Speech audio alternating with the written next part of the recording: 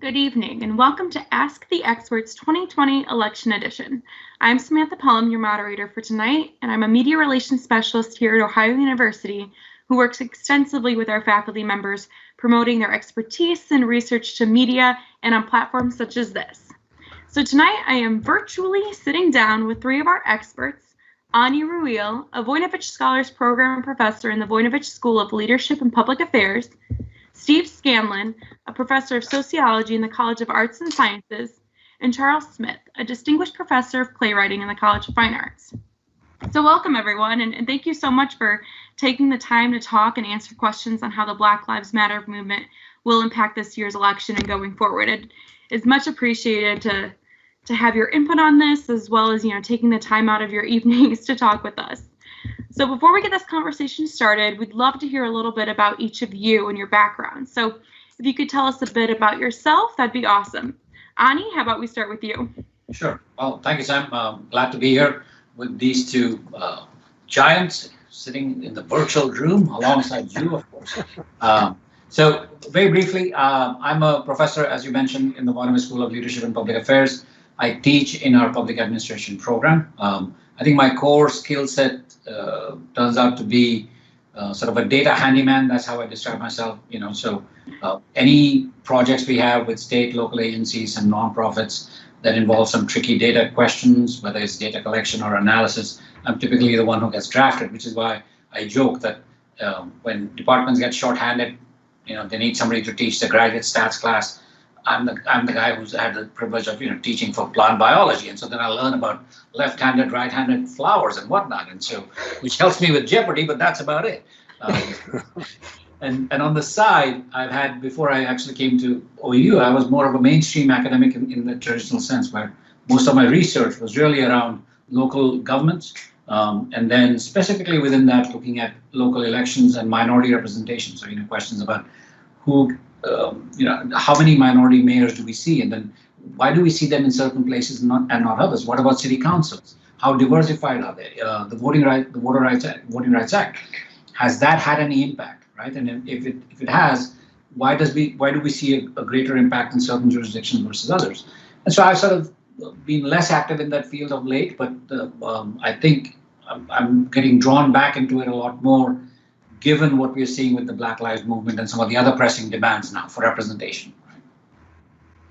Great, thank you so much for that explanation. It's really great to hear that you're getting back into that as well, and you can talk on that side of it tonight. I think that will be extremely informative to our viewers as well as myself. So Steve, do you want to go ahead and go next? Certainly.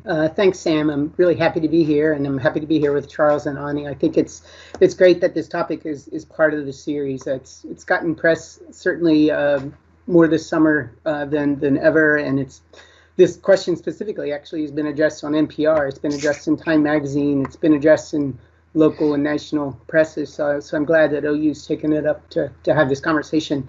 Me personally, I'm a professor of sociology. As you mentioned, I'm also the director of studies for the HGC Environmental Studies program that I started doing that this year, which is exciting and fun. I've been at OU since 2006.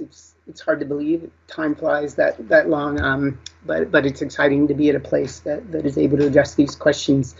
I teach a number of things that relate to the topic tonight. I teach our contemporary social movements class. I teach a 2000 level class, social inequalities and social change, in addition to an environmental justice capstone, which connects a lot to the change dynamics and the conversation and important issues that we're addressing. And then I guess my research front, I kind of cut my teeth, so to speak, starting out with hunger, international development issues, and that's primarily what I've done up until the last couple of years, where I still do those things, but I've kind of transitioned more to doing some environmental work, environmental justice issues, both in Appalachia and elsewhere, as well as continued work on poverty and inequality in various forms, and connection to social movements and other forms of social change. So it's good to be here again, and I look forward to the conversation. Thank you. And last but certainly not least, Charles, would you like to introduce yourself? Yes, my name is Charles Smith. I am a distinguished professor of playwriting here at Ohio University. I realized the other day I've been here for 25 years. And I come here from Chicago. I was born and raised in Chicago, and I was teaching at Northwestern before coming here. As an artist, I teach playwriting. I run a graduate playwriting program, and I'm also a playwright. So, and you know, in the academy, the arts, or as a working professional artist who's within the academy, I've had to figure out exactly what that relationship was, and I think I have it figured out how the academy relates to the arts. A lot of people think, well, as a writer, playwright, we write skits, and and the question is what significance, and I think we have that figured out. I still work in Chicago a lot. For 20 years while I was here, I was still playwright in residence in Victory Gardens in Chicago, a Tony award-winning theater. In fact, a lot of the audiences in Chicago, I've been considered a Chicago playwright living here, and everybody thought I still lived in Chicago. And my work has been done all over the country, and I've had some international exposure as well. My work has had international exposure. Most of my work as a playwright is based upon, I kind of want to say historical events and people, but my take on history is probably a little different than most people's take on history, even though I write a piece that's based on a character that not a character, an actual person that may have lived 100 years ago. There might be some people who say, oh, it's a historical piece, but actually when I do that, it's always to explore something that's happening today. And even though it's based on, presumably, something that happened 100 years ago, it's really a very contemporary look at that, using a historical event or a historical person to explore very contemporary issues of race and culture and politics here in the United States. Great. Well, thank you all so much for giving us your background. And I think it's really interesting, and I'm excited to have this conversation tonight because each of you has such different areas of expertise and backgrounds that this conversation, I think, is going to give great insight into so many different areas of, the Black Lives Matter movement and the impact of it. And also, how systemic racism is influencing this election, as well as many things currently happening in our country, and has, happened for years, and we're kind of bringing this to light now. So I'm very interested and excited to dive into this tonight. So now a reminder to our viewers that if you have a question that you'd like to ask one of our experts or all of our experts, please feel free to message one of the Ohio University social media accounts or comment on the live stream. We will do our best to get to all of your questions tonight, but if any go unanswered, we will be sure to ask these experts those questions and then get those answers back to you. So without further ado, I say let's get our conversation started. All right, so Ani, how about I start with you?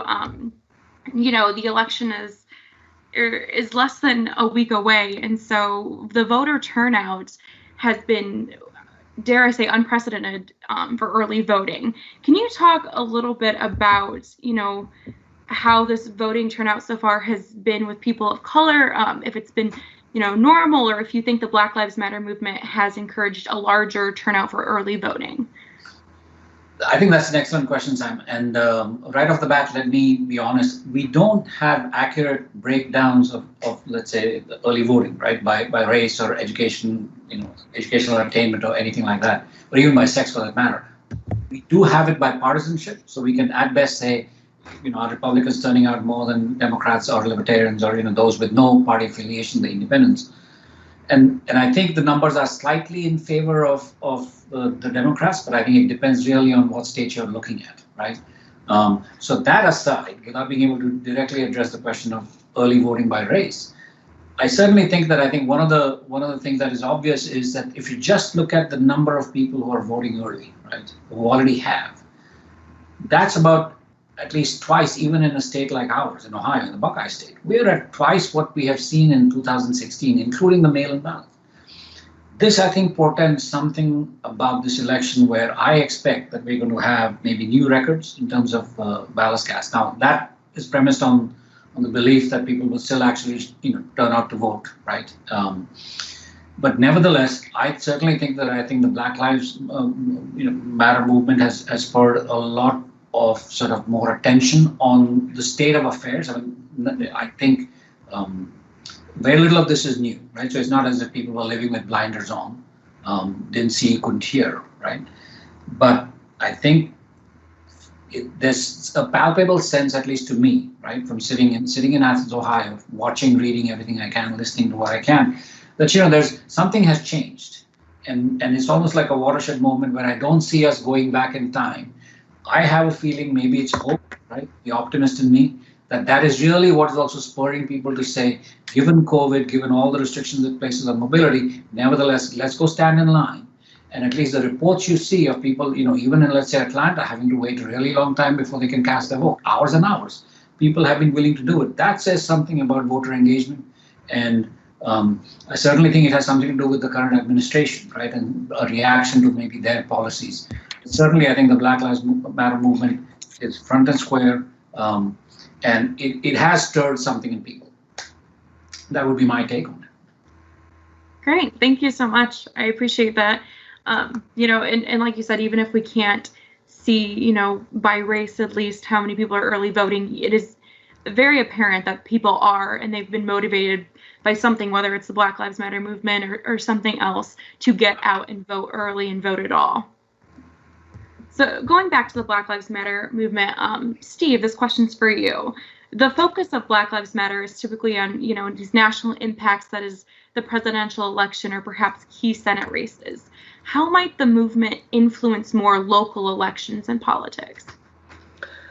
Thanks, Sam. I think that we need to look up and down the ballot when we have these conversations and look at certainly the presidential race, certainly the ones that get national attention, but really try to figure out what's going to happen at local levels, because I think that's where a lot of the grassroots activism, that's where a lot of the conversation, that's where a lot of the change, I think, will come about. I think that people will see local elections as being a real opportunity for their vote to count in a way that is tangible. So for example, there are local political movements associated with the movement for Black Lives that are really pointing the finger at certain politicians. They'll look at a mayor's race, they'll look at a prosecutor, right? They'll look at a sheriff, they'll look at folks who have made decisions that have directly impacted the extent to which, somebody receives justice or not.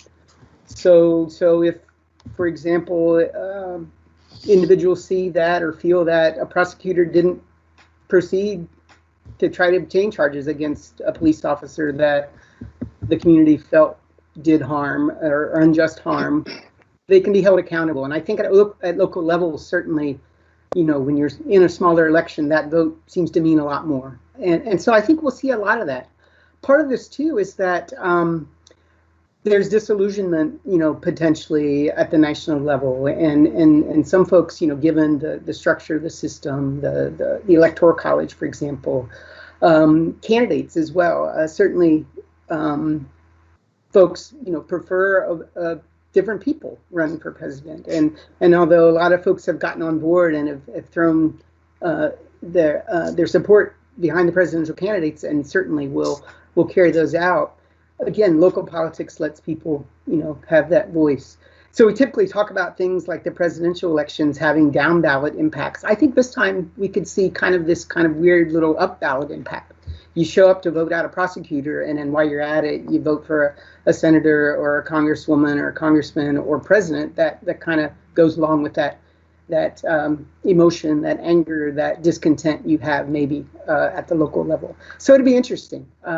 It'd be interesting to see how these kinds of issues play out. And I think the realization that people can have that impact at the local level is certainly going to, I think, extend up the ladder, so to speak. So yeah, it's exciting. Great, thank you. And so Charles, this question's for you. So talking about, activism and the impact, we know that the arts can have a great impact and is a great source of storytelling to learn and see other perspectives. So can you talk about, what that relationship and or the responsibility the arts have to society in a times of this political uncertainty and politics and social uncertainty?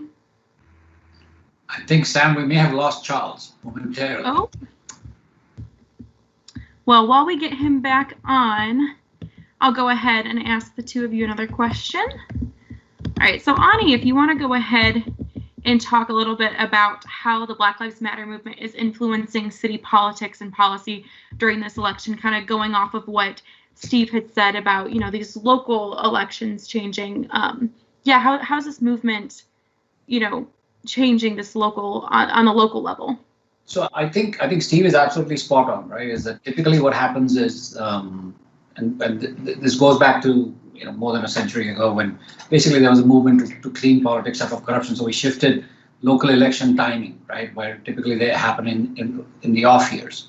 So these are the mid-year election times. That obviously has lower turnout anyway, because you don't have a big ticket presidential race on the cards, right? There are fewer governor races and all of that. So you have low turnout. Right. I think here, any locality that likely, and I'm actually tracking the data, so it's going to be interesting to go back over Christmas and see what the numbers look like. But I would predict that any locality that has a local election, right, they're going to see greater number of votes actually being cast than normally would be the case otherwise, because of this ramped up interest in the election.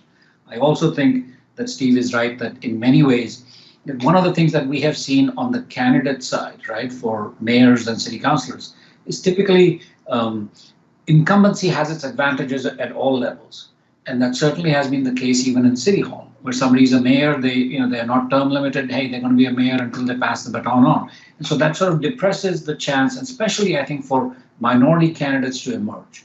I think in the next decade, we are likely to see a lot more candidates who otherwise have not been represented, seeing exactly because of what Steve was saying, right?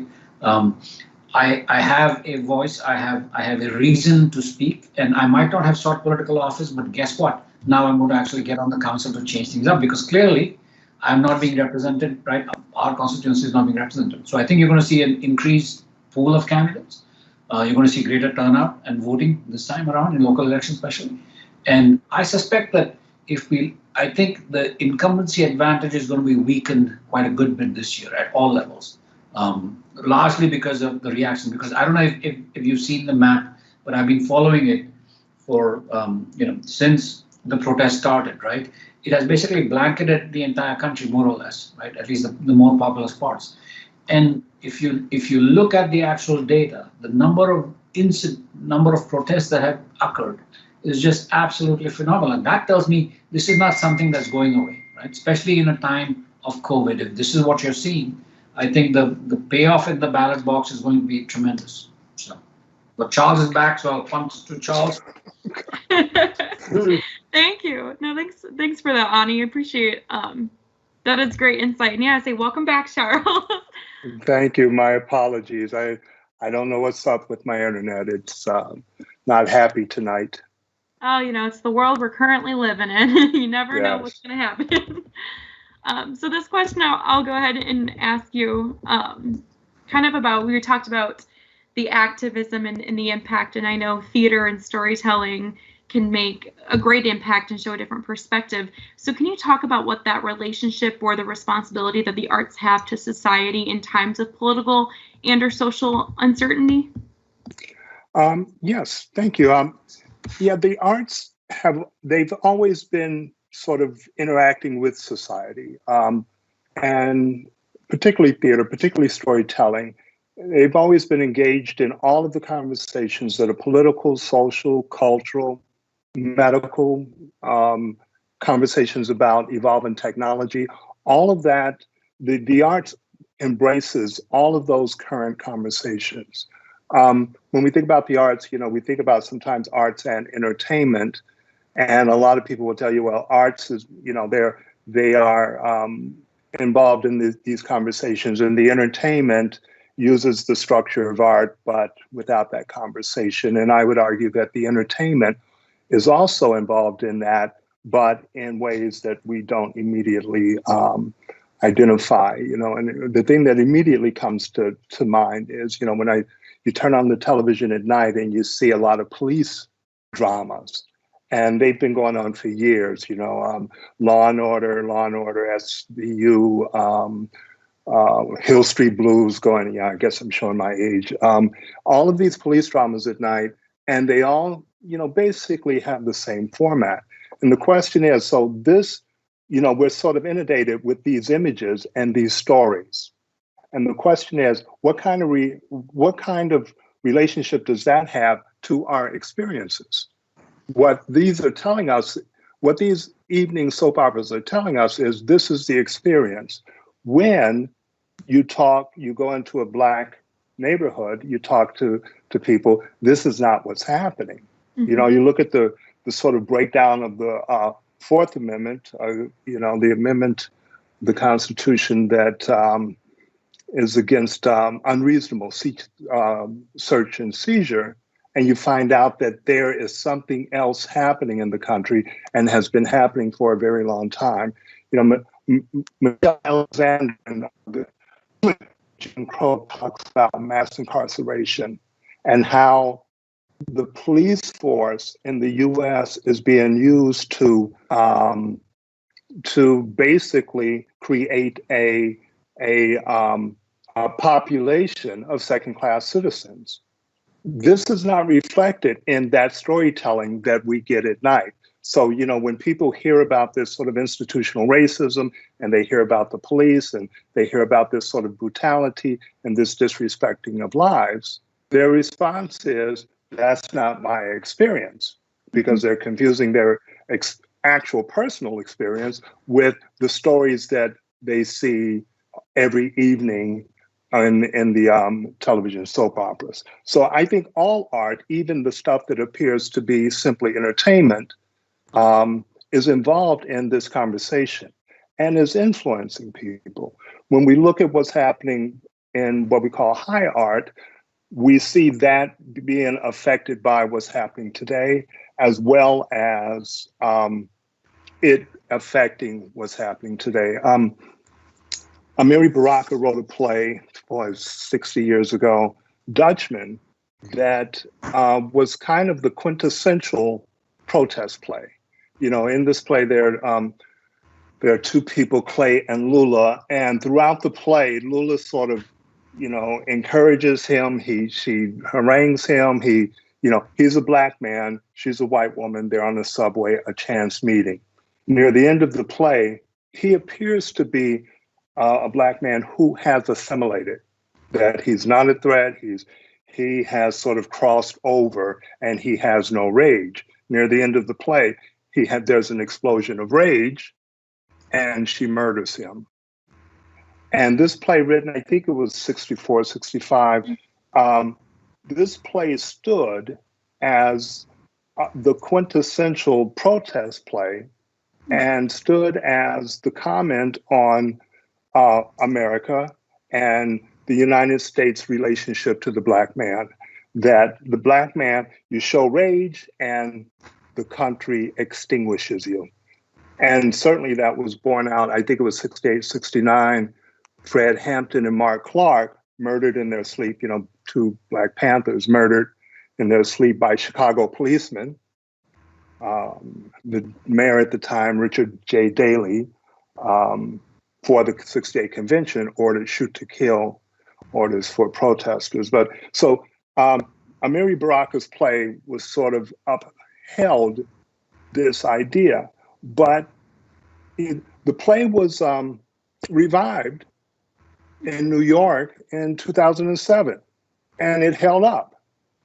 Now, over the past 6 or 7 years, the play is starting to fall apart, because what's happening is you look at the recent murders of Breonna Taylor, Tamir Rice, a 12-year-old shot holding a gun, Stephen Clark, Alton Sterling. You look at these murders, and these murders happen not because the Black folks showed rage, they happened because they were Black. And so we go back to Amiri Baraka's play, and suddenly, after holding water for 50 years, it's now a piece of passé art. So that conversation is always going back and forth, back and forth.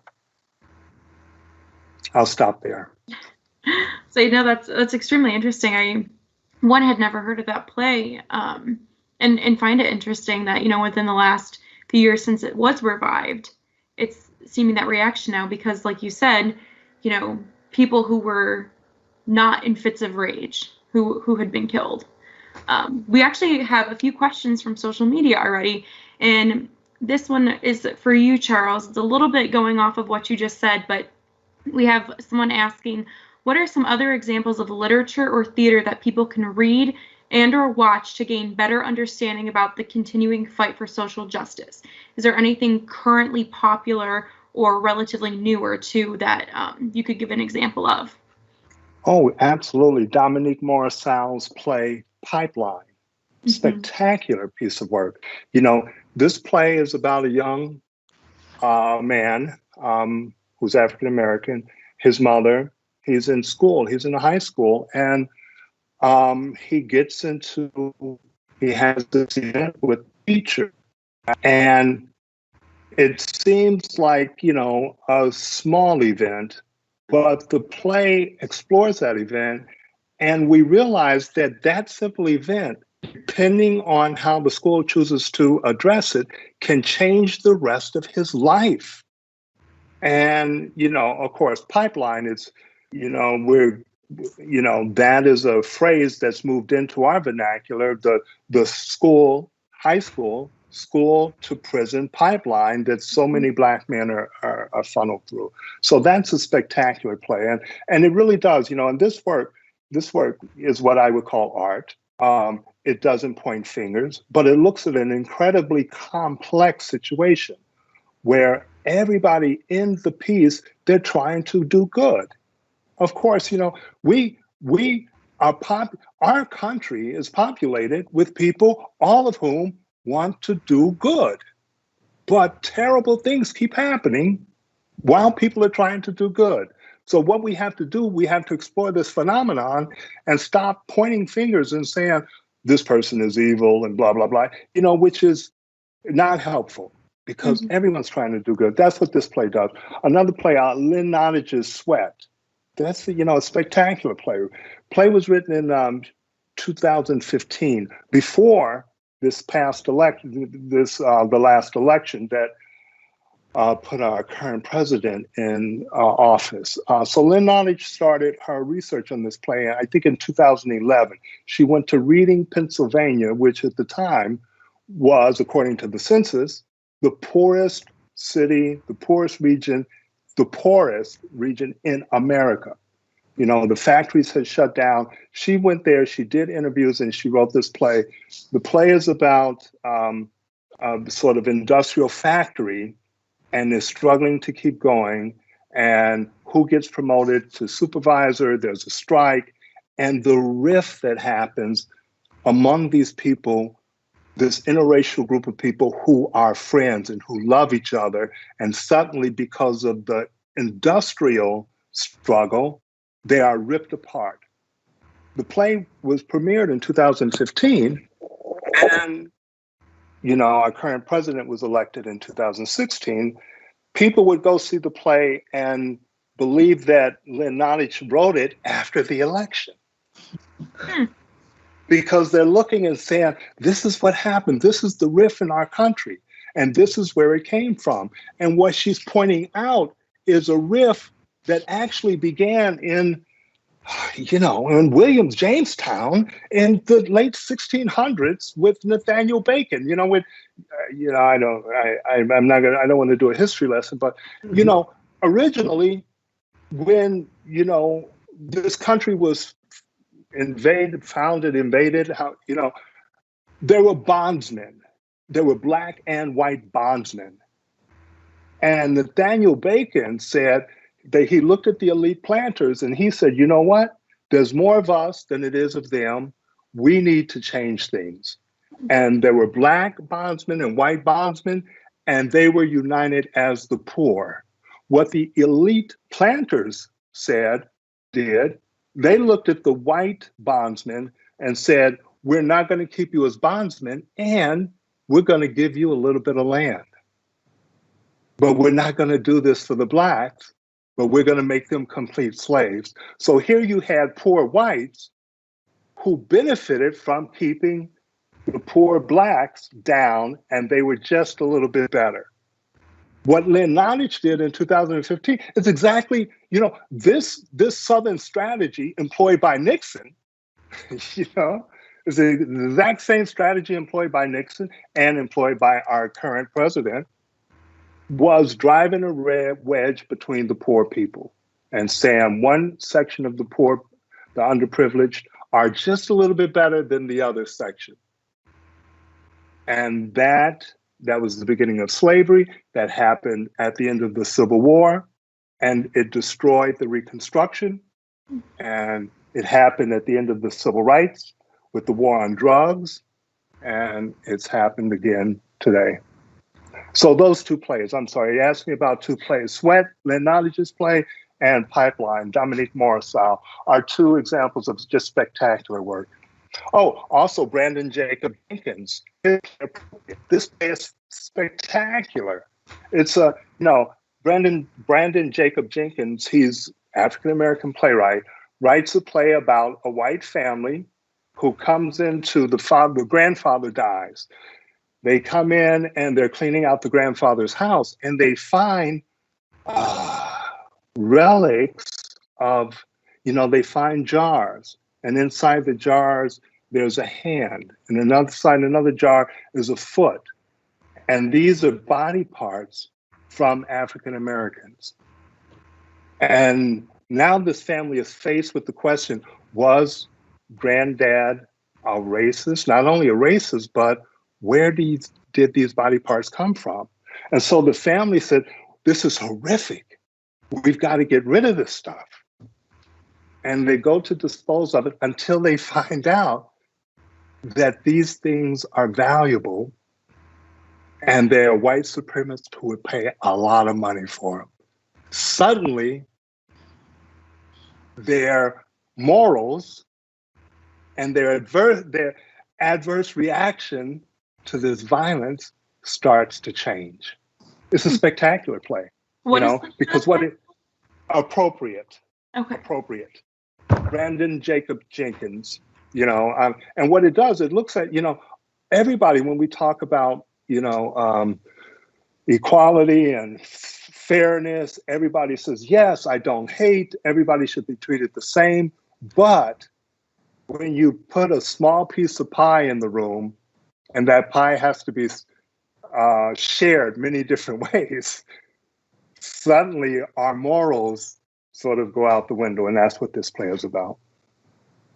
Interesting. Well, thank you so much. I was going to say, that's like so many different ideas that are shown within those plays that you just described that I think, like you said, apply so much today. So for all our viewers and for all of us who have not read those, we're still kind of in quarantine and everything, and you need to get on your reading list. You got 3 different plays, 4 that he suggested really all together. So 3 more current and 1 a little older. So there you go on your reading list.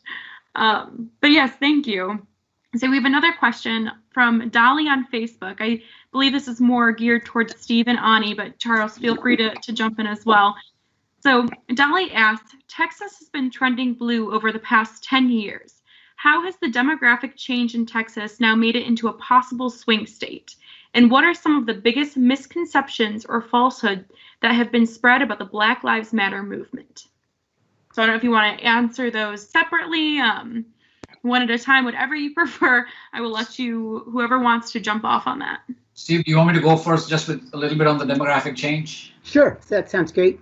So I think once the 2010 decennial census numbers came in, right, we quickly realized, and you'll see if you go online, you'll see comedians talking about the fact that we're going to be a majority minority nation by 2045, right? But 2010 was a breakwater point because that was the first year when about 10% of the counties, right, in the country actually flipped, and suddenly the minorities were the dominant population group, right, as a whole. And Charles will appreciate this, right? So Cook County also flipped in 2010, and it suddenly there were all these possibilities now for sort of a different kind of politics, right? Not just in terms of the nature, but also in terms of structure. I mean, who is there and what kind of decisions are being made? What do we prioritize? And Texas, of course, right, the Southwest has led this, and largely because of the Hispanic and the Latinx group. And so I'm not surprised that we're seeing this sort of shift, right? A lot of that has, but I also caution people, myself first and foremost, that it's one thing to see a demographic shift. It's quite another to actually see a change in representation. And based on what history has taught us, it actually will take quite a while, right, before you're going to see, for example, the senators coming out of Texas or the state house in Texas itself looking very different and making very different kind of decisions in terms of policies. But I want to give Steve a chance because I want to hear what Steve has to say.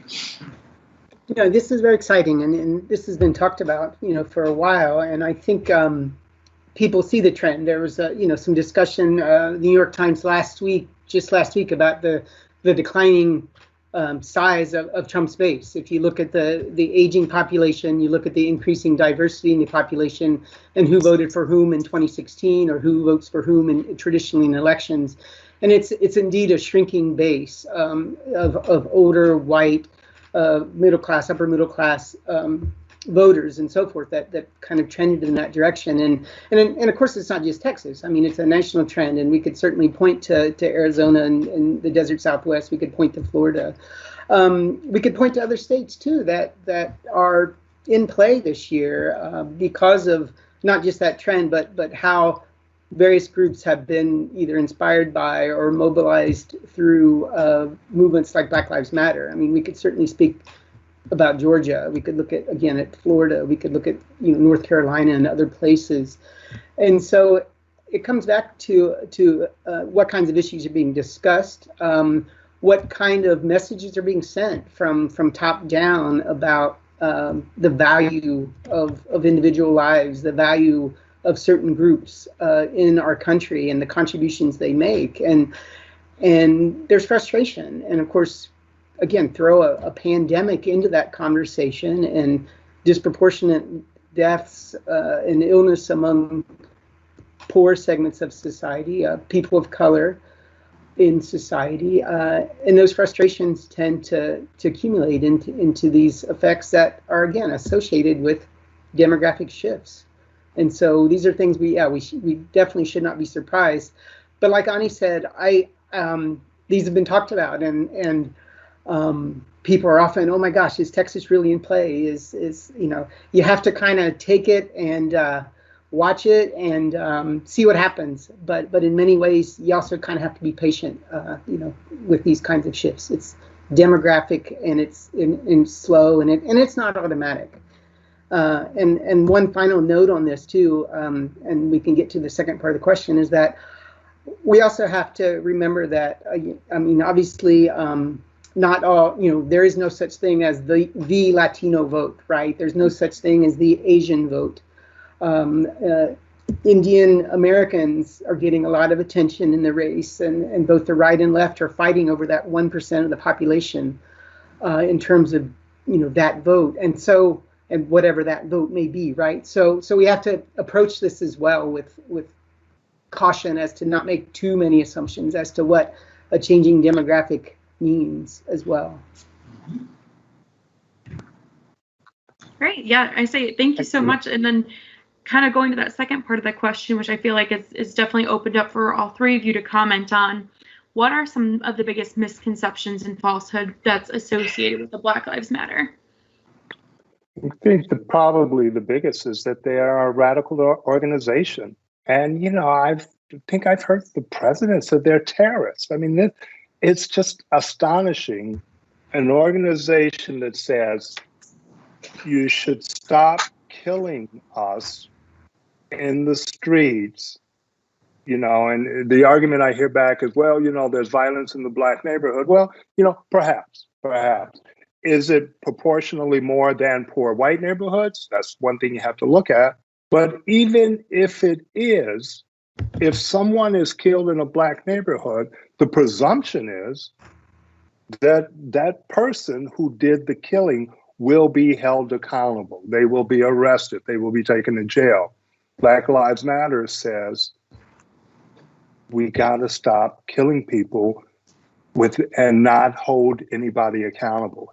Just that simple. And it's sad that in a country where part of the population says, please stop murdering us, another section of the population says, this is a revolutionary statement. This is a terrorist statement. That you want us to stop murdering you. That's, I mean, it's just astonishing to me. I think that's the biggest misconception. A lot of the protests, well, there are stores that are looted. Is that due to Black Lives Matter? Well, I would say not any more than, well, I won't go there. We don't, when we see the biggest terrorist group in the nation, as identified by the FBI and Homeland Security, white supremacists, do we connect them to all Republicans? And we have not made that connection. But yet, the majority of protests, Black Lives Matter protests, have been peaceful. And when another element comes in, and it's been proven that some of these elements that are causing these problems, that are rioting, that are looting, that are burning, are white supremacists. But, when that happens, it gets a lot of coverage and, it all gets conflated. Again, this is, this conflation with civil rights and law and order. Nixon did it with his whole law and order push. And it was done right after the end of the Civil War. We've seen this before. This is a common playbook. We've seen this playbook before. So Charles, let me ask you something if I quickly could, Sam. And that is, yeah, of course. So this is just my feeling, right, which I articulated earlier at the outset, that I, again, maybe it's my misguided optimism, or wanting to believe that, yes, this is different, that something will fundamentally change in the tectonic plate of the nation's politics and very fabric, there's a rend. And no matter what we do, it could only get better, or it should. But am I wrong, do you think? Ani, man, I wish I shared your optimism. Because when we see that, I remember the night Barack Obama was elected president. I cried, and I was in a room full of people who also cried, very good friends, and I made an announcement. I said, I now have to stop being cynical. That was my announcement, that this is a seismic change in my life. I now have to stop being cynical about justice and about racism, that I now have, and then what happened? Well, my cynicism is back. Martin Luther King talked about the arc of the universe. Well, it bends towards justice. Ta-Nehisi Coates said, well, I don't know. Well, Ani, please continue to be optimistic, and I'm going to ask you to be optimistic for both of us. I think there's a pendulum that swings, and I'm hoping right now we're swinging back to the left, and I'm hoping for a few good years. And, again, you look at the optimism after the civil rights movement, before 3, 4, 5 major civil rights leaders were murdered. There was great optimism after the civil rights bill was signed. Then people were murdered, leaders were murdered, and we swung in the other way. Reagan took us in the other way. He talked about welfare queens and started a war on drugs at a time when drug use in this country was at an all-time low. And now they are admitting to research that they said, we're starting this war on drugs so we can lock up Black people, so we can paint them with this brush. It was all political. There was no drug epidemic in this country when the war on drugs started. So, please be optimistic for both of us. I will. Steve, did you want to go ahead and comment on? If I could just, I mean, yeah, Charles's response in terms of violence. I mean, you have to, perceptions of violence. You have to start with that. I think hands down that's critical. I mean, yeah, you can look at the vice president's speech during the convention. I mean, what was it? I'm paraphrasing here horribly, but the reality of America, of Joe Biden's America, is that you won't be safe, right?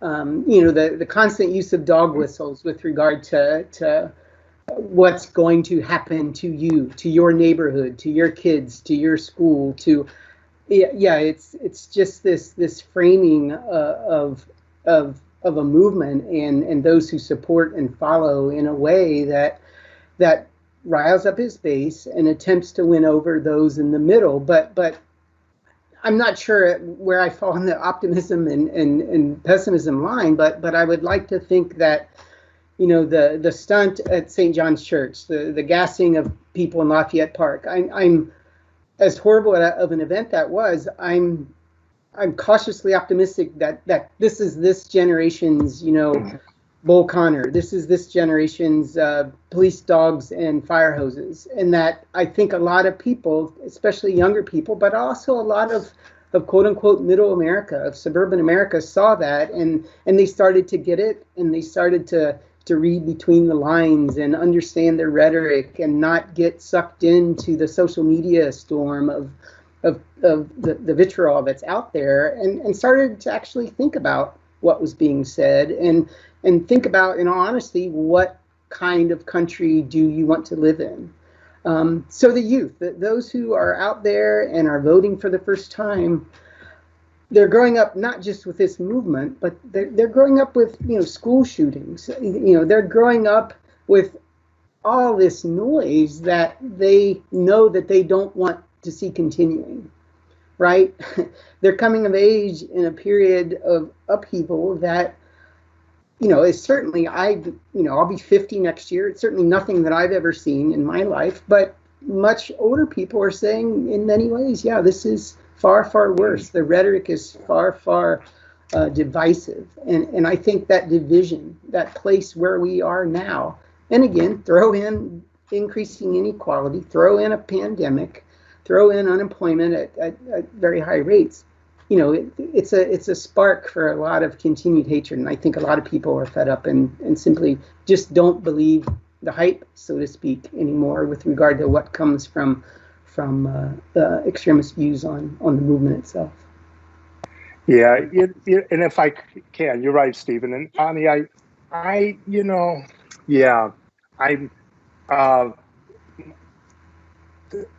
I'm keeping the secret that I am optimistic, but I'm keeping it as a secret. Seeing what the NBA did, watching, I'm a big NBA fan, seeing Black Lives Matter, seeing the jerseys, seeing the Drew Brees, seeing the NFL finally say, you know what? Yeah, kneeling for the national anthem is not a slam against the troops. I mean, there are small victories, but nevertheless victories. Seeing the people, the number and the diversity of people protesting is encouraging. I am encouraged, but I've been hurt before. I was deeply hurt 4 years ago, so I'm not quite ready to date again. I agree, and I think a friend of mine was saying that, and he's out in the greater Boston area, and so he was complaining, saying that suddenly all of my neighbors, and he's not in the majority. He says suddenly are planting these Black Lives Matter signs all over their yards, and he says it's as if until yesterday they didn't, but now people have woken up. Just like after they left the theater after watching Schindler's List and said, "Man, that was really terrible what happened in the Holocaust." And so I had the same reaction. I said, I agree with you in spirit, but I think something is better than nothing. So I agree with you. There are a number of times when it's been Negroes have been fashionable, and I think we're entering into another one of those periods. It happened during the Harlem Renaissance, it happened during the Civil Rights Movement, and now is fashionable once again. And I hope it lasts. So we have another question from a Facebook user as well. So to what extent do you think voter suppression is affecting the Black communities in this election? Well, I'll go very briefly, and I think at least structurally, right, the fact that the Voting Rights Act was defanged, certain key sections that actually, covered jurisdictions that had a history of discrimination and voter disenfranchisement, especially for Blacks. I think that decision was a terrible one, and I think that if you just look at what many other states have done, right, in terms of voter IDs and all of that, they have made it harder and harder.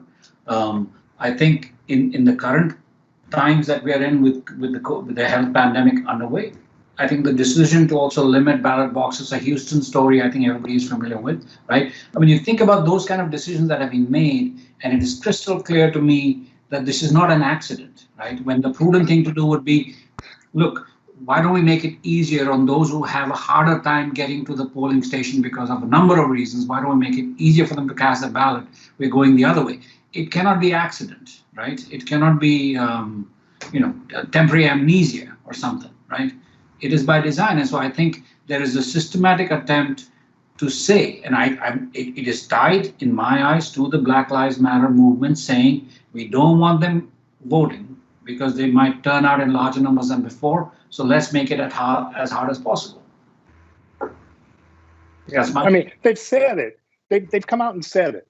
You know, Republicans have said it. The Republican strategists have said, if more people come out and vote, we're screwed. I mean, they've said it. So, and I think it looks like it's backfiring. It looks like people are realizing, oh, my vote matters. I mean, when I look at those lines, people are standing in line, which I think is unconscionable, standing in line for 7 hours, for 8 hours, for 4 hours. While on the other side of town, it takes 10 minutes to vote in some of these white neighborhoods. And but people are showing up, and I saw an interview of a woman in the rain. She said, "I am not leaving. I am not leaving." And so there's that drive that is incredibly encouraging. So I think it's backfired, and they've certainly tried, and it will continue to try to suppress the vote. I mean, there's no question about that. Again, it's part of a long pattern.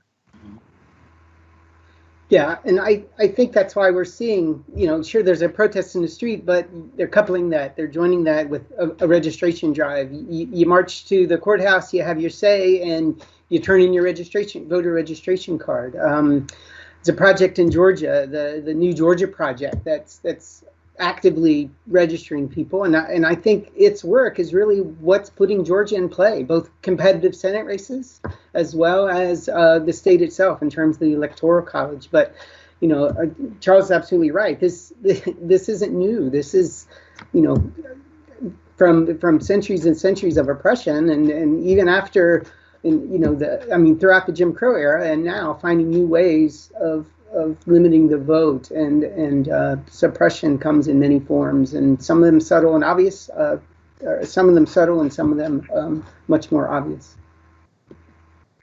Yeah. One of the advantages technology allows me is to be able to keep up with Black radio living here in Athens, and a couple of the Black radio stations I listen to, there is a preacher out of Atlanta who has a sermon that starts with, "How dare you not vote?" And I love listening to this guy, and they're running it. "How dare you not vote?" We just keep that echoing in the background for everybody to hear. Yeah, well, they're doing it, and people are showing up. Yeah, there was a great speech that Obama had said too, that he had heard that there was chatter and people saying, "Oh, my vote doesn't matter," still talking about how my vote doesn't matter, and talking about protest versus voting as if they're either or. And Obama flat out said, no, it's a both and. You have to do both.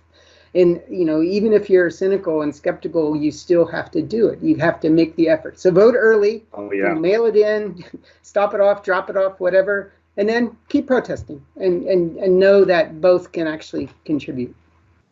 Yeah, that preacher, that was part of his sermon as well. Said, don't run around here talking about Black Lives Matter if you don't vote. If you don't vote, Black lives don't matter, not to you. How dare you? Which is why I find it odd every time I hear on the media waves, the airwaves, undecided voters, and I keep thinking, who are these people? How can you be undecided? I mean, one way or the other, you have to cast your ballot. There's no two ways about it. Yeah. Well, I saw an interview with this young man, and he said he was undecided. And listening to him, I realized for the first time, because Ani, I was with you, it's like, how is this possible for you to be undecided? And what I realized is a lot of the turmoil that's happening in this country, it doesn't affect him. He is completely unaffected by this. Mm-hmm. And so for him, it's like, well, it doesn't matter. I've spoken to many other people that have also said very similar things. Yeah.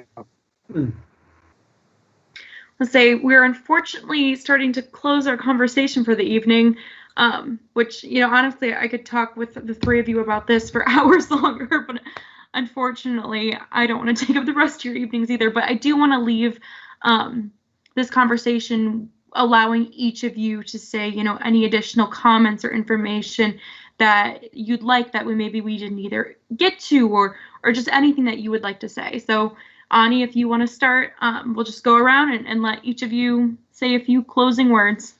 Well, I would just say that, to everybody who's listening, young or old, whether you're a regular voter or not, right, start now. If you've never cast your ballot, as Steve and Charles have said, doesn't matter if you're not sure about the candidates, make a choice, because you could make a mistake, but at the very least, that shows that you're engaged in probably what is at the core of any democracy, right? And I also think if you don't do that, then you saddle the rest of the nation with outcomes that may not be in the best interest of the others. So why do that, right? Go vote. Yeah, Steve, go ahead. Okay, I didn't want to jump the gun there, but yeah, I think we have to echo. I would echo that sentiment and say that it is a really simple thing to do. And yes, there's oppression, and yes, there are challenges, and waiting in the rain or cold for 7 hours isn't the ideal. And I think demanding that we strive for the ideal through conversations such as this, through the vote, through street protests, petitions, lobbying your members of Congress, your mayor, your city council, your dog catcher, whoever it is. The First Amendment's there for a reason. And you have that right to voice your opinion in other ways, but you also have that right to vote, and I think that taking advantage of that in the full and honest way that you can is great. I mean, we've seen people fight really hard for this, and rest in peace, John Lewis. I mean, goodness, I think the loss of such an icon and force has to be honored through the vote. It has to be honored through action such as this. And so if not for you, if you feel, nah, do it for him. Do it for others who fought so that we have this right. Yes, and I would echo my colleagues, vote. And actually, I was going to push back on something Ani said when he said, doesn't matter who you vote for, make a choice. And I was like, what do you mean? No, no, if you don't know who to vote for, I will tell you who to vote for. I will tell you right now. And then I thought, you know what? No, he's right. He's right. It doesn't matter who you vote for. Vote. And if you make a mistake, you're responsible for that mistake. You're responsible for your vote. So vote and take responsibility for how this country looks. Thank you. Well, thank Onwards, you. America. He's prepared. He's so ready. I love this. Oh, thank you three so much for sitting down and having this conversation. I know it's not always an easy conversation to have, but it is one that is extremely necessary and important and informative. And I hope our viewers walked away with some information. And if nothing about Black Lives Matter, walked away with, you need to get out and vote. So I typically always end these encouraging everyone to vote and telling them, do so before or at the latest November 3rd. But, the three of you all said that in your closing remarks. So that's all you have for me, folks, for that. But again, thank you so much. It is appreciative that you spend your time talking about such, crucial and important information with us. And I hope to continue having these conversations with all three of you to come. So for our viewers, thank you for tuning in so much. If you had questions that we did not get to, please feel free to message us or comment on the live stream, and we will send those questions to these experts to get them answered for you. Again, get out there and vote. And again, thank you so much. Have a good night. Thank you, Sam. Thanks, Ani. Thanks, Charles. It's been a pleasure. Thank you, Stephen, Ani, Sam.